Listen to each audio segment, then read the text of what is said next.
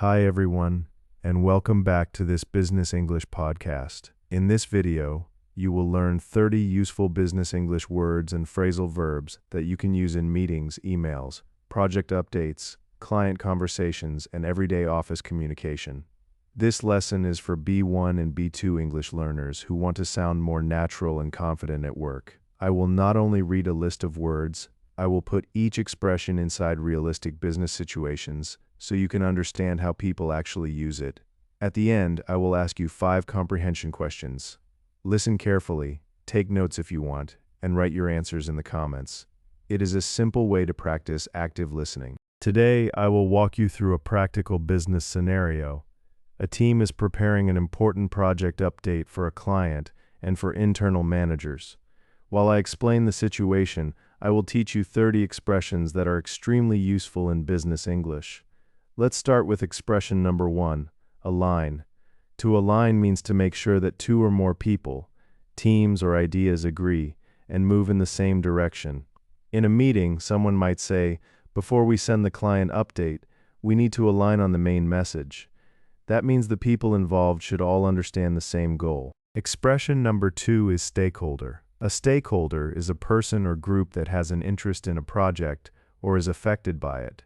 In a client project, the stakeholders might include the client contact, the account manager, the operations team, finance, legal, and a senior manager. If you send an update, you do not always send it to everyone in the company. You send it to the key stakeholders. Expression number 3 is agenda. An agenda is the list of topics for a meeting. A good agenda saves time.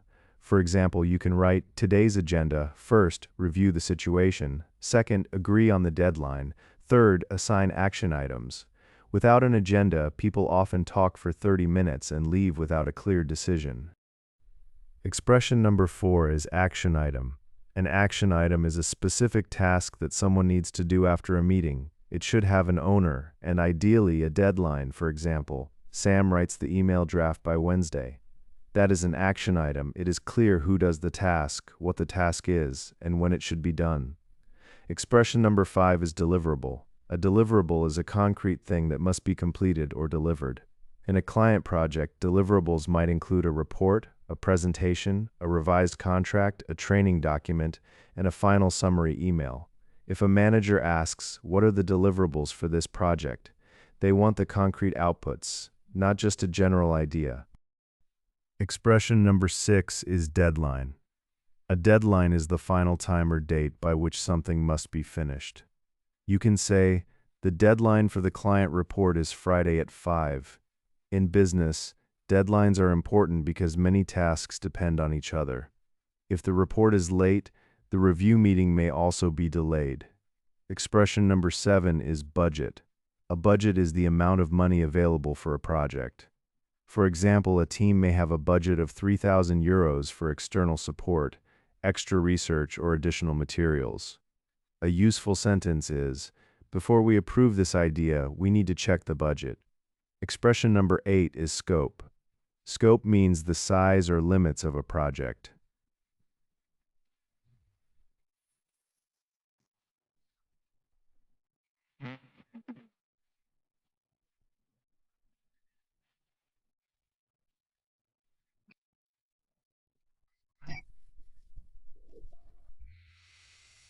Imagine the team agreed to prepare one report and one presentation, but suddenly someone asks for a training session, a new process document, and extra analysis. That is a change in scope. In a meeting, you might say, that is a good idea, but it is outside the current scope. This is a polite way to say, it is not part of what we agreed to do. Expression number 9 is priority. A priority is something more important than other tasks. In a busy week, you cannot do everything at the same time. So you might ask your manager, what is the top priority? A very natural business phrase is, let's prioritize the client report first, then the internal presentation. Expression number 10 is bandwidth. In everyday technology, bandwidth can mean internet capacity. But in business conversations, especially in modern offices, bandwidth often means time and mental energy. If I say I do not have the bandwidth for another project this week, I mean I am already too busy. It is a professional way to explain limited availability. Expression number 11 is buy-in. Buy-in means support or agreement from people whose cooperation you need. For example, if the operations team does not support a new process, implementation may be difficult. So someone might say, we need buy-in from operations before we finalize the plan. Buy-in is important because a project is easier when people feel included. Expression number 12 is milestone. A milestone is an important step in a project. For a client update, milestone 1 could be collecting the data. Milestone 2 could be preparing the first draft. Milestone 3 could be getting approval from the manager. Milestones help the team see progress before the final deadline. Expression number 13 is pipeline. In business, a pipeline is the flow of opportunities, tasks, or potential clients through different stages. For example, new request, first call, proposal sent, review, agreement signed. If someone says the pipeline looks strong this quarter, they mean there are many possible opportunities moving forward. Expression number 14 is lead. A lead is a person or company that may become a customer. If someone downloads our guide or fills in a contact form, they become a lead. A simple sentence is, the campaign generated 100 new leads. Expression number 15 is prospect. A prospect is usually a potential customer that the sales team is already talking to. A lead may be very early. A prospect is often more serious. For example, we have a prospect in Germany who wants a demo next week. Expression number 16 is qualified lead. A qualified lead is a lead that fits our target customer profile and may be ready for sales. They have the right need, budget, company size, or timing. Not every lead is qualified. If a student downloads our enterprise software guide, that person may be interested, but they probably cannot buy. A qualified lead is more valuable. Expression number 17 is conversion rate. A conversion rate is the percentage of people who take the action we want. If 1,000 people receive an invitation and 50 book a call, the conversion rate is 5%. In business, this number helps us understand whether an offer, message, or process is working. Expression number 18 is churn. Churn means customers leaving or canceling a service. If 10 customers cancel this month, we need to understand why. Churn is especially important for subscription businesses. A company can get many new customers, but if many customers leave quickly, growth becomes difficult. Expression number 19 is retention. Retention is the opposite idea, keeping customers over time. If customers continue working with a company and renew their agreement, retention is strong. A useful phrase is, good onboarding can improve retention. Onboarding means helping new customers start successfully. Expression number 20 is feedback. Feedback is information, opinions, or reactions that help you improve. Feedback can come from customers, colleagues, managers, or data. For example, the first customers gave positive feedback, but they asked for clearer instructions. In business, feedback is not always criticism. It is useful information. Expression number 21 is briefing. A briefing is a short meeting or document that gives important information before work begins. Before a team prepares a client report, someone may send a briefing with the goal, audience, key points, data sources, deadline, and review process. A good briefing prevents confusion. Expression number 22 is recap. A recap is a short summary of what happened. After a meeting, someone might send a recap in the team chat. Quick recap, we agreed on the deadline. Finance will check the budget, and the project owner will prepare the client summary by Friday. Recaps are useful because people forget details quickly. Expression number 23 is workaround.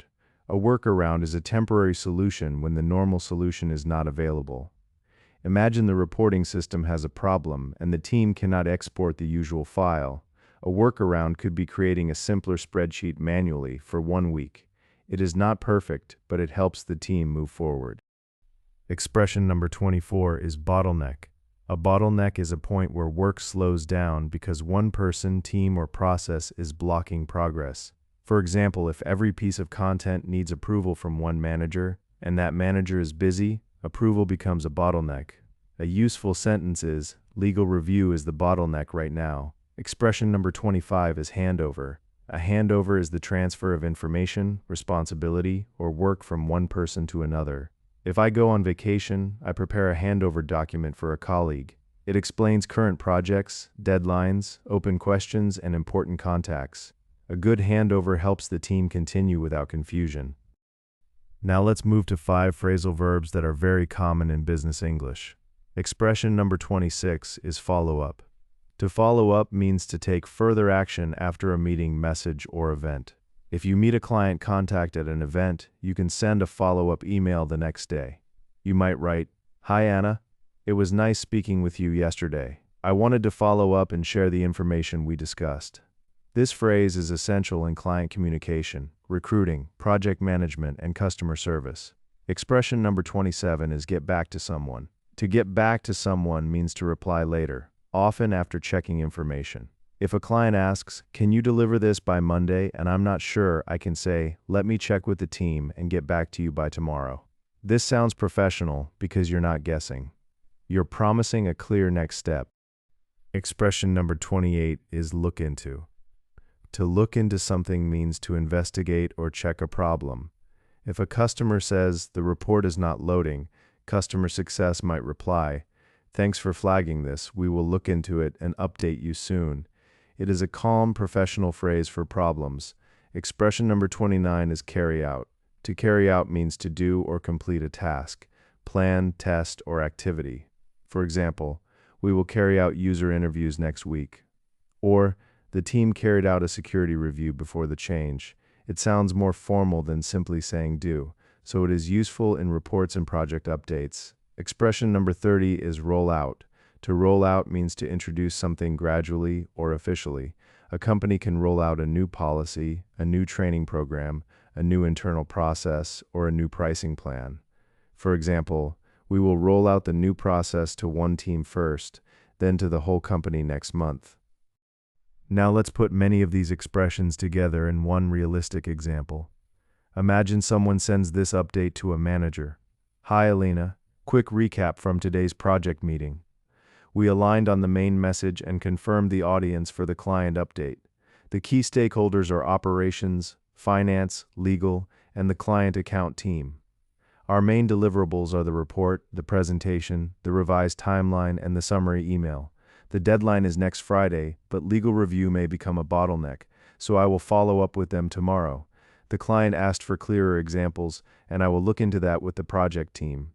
We still need buy-in from the department managers before we roll out the new process to all teams." This short message sounds professional because it is clear, organized, and action-oriented. It uses many of the expressions from today's lesson in a natural way. Let's review the full list one more time. The 30 expressions are align, stakeholder, agenda, action item, deliverable, deadline, budget, scope, priority, bandwidth, buy-in, milestone, pipeline, lead, prospect, qualified lead, conversion rate, churn, retention, feedback, briefing, recap, workaround, bottleneck, handover, follow-up, get back to someone, look into, carry out, and roll out. If you want to practice, choose 5 expressions from this list and create your own business example. Do not only memorize the translation, try to connect each expression to a real situation. A meeting, an email, a client call, a project update, or a problem at work. Now, here are your 5 comprehension questions. Write your answers in the comments. Question 1. What does it mean to align with other teams before a project starts? Question 2. What is the difference between a lead and a qualified lead? Question 3. Why can a bottleneck slow down a project? Question 4. When would you say, "Let me check and get back to you"? Question 5. What does it mean to roll out a new process? Thanks for listening to this Business English podcast. If this lesson helped you, please like the video, subscribe to the channel, and share it with someone who wants to improve business English for work. And remember, write your answers to the 5 questions in the comments, because using the language is the best way to remember it. See you in the next lesson.